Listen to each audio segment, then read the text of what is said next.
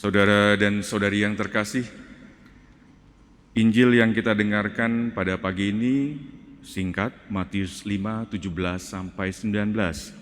Tetapi kalau kita membuka kitab suci kita masing-masing di rumah, Injil hari ini ditempatkan dalam perikop yang cukup panjang, yaitu Matius 5 ayat 17-48.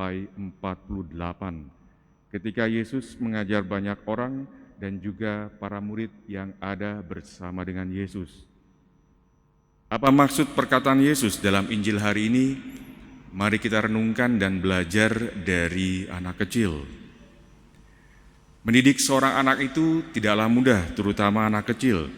Anak-anak sejak dini, sejak kecil harus sudah diberikan pemahaman mana yang baik, mana yang buruk, mana yang diperbolehkan, dan mana yang tidak boleh dilakukan.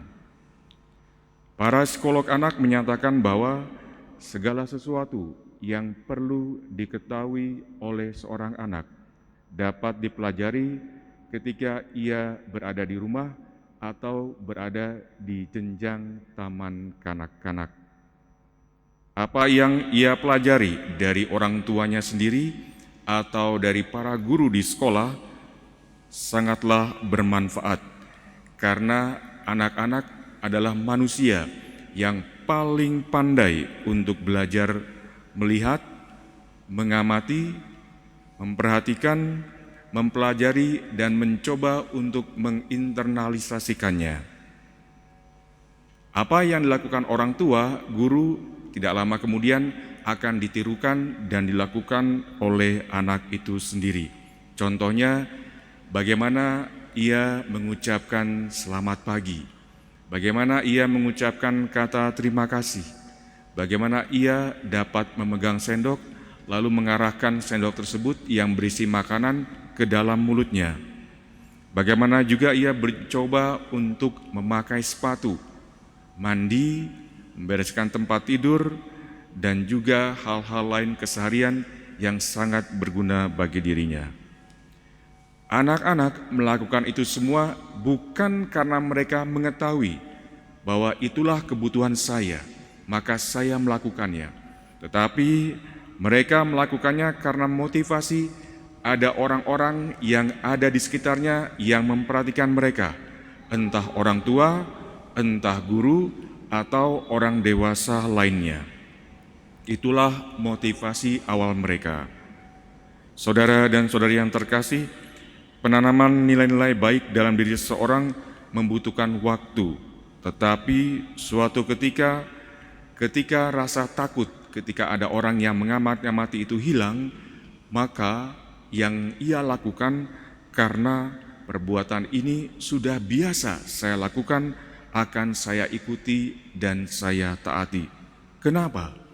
Karena rasa takut tadi sudah hilang dan kemudian yang ada dalam dirinya adalah keyakinan dalam diri saya bahwa perbuatan inilah yang memang harus saya lakukan dan saya ikuti berdasarkan anjuran, perintah dari orang-orang yang saya percayai, yaitu orang tua, guru, atau orang dewasa lainnya di sekitar saya.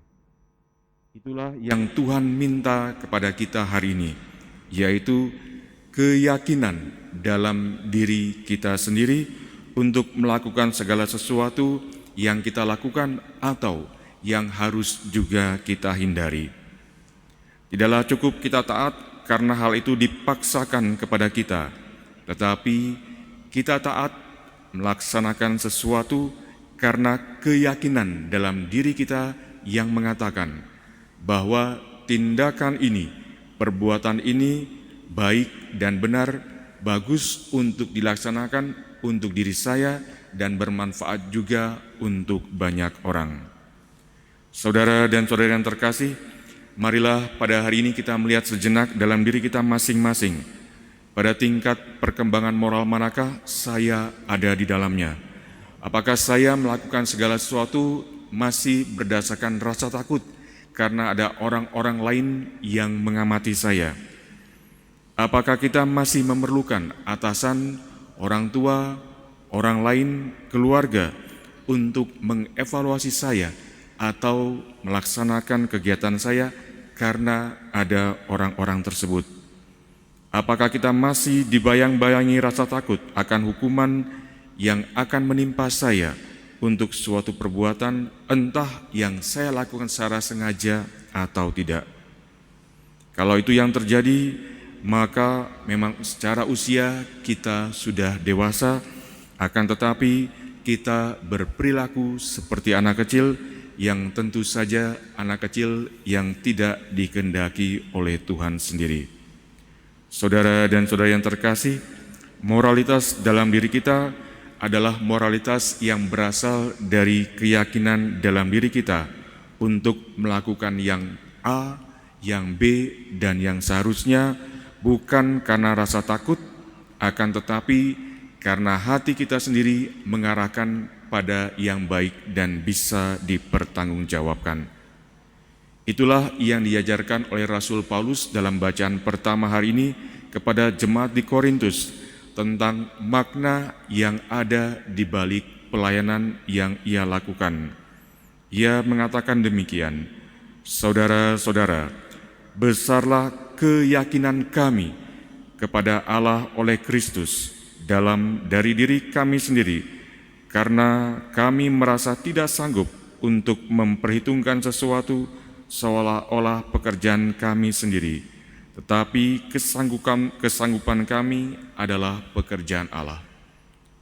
Paulus mencoba untuk menyadarkan jemaat di Korintus tentang keyakinan dalam diri mereka, bahwa apapun yang mereka lakukan untuk pelayanan, bukan untuk diri mereka, tetapi untuk sesuatu yang lebih mulia, yaitu kemuliaan Allah sendiri.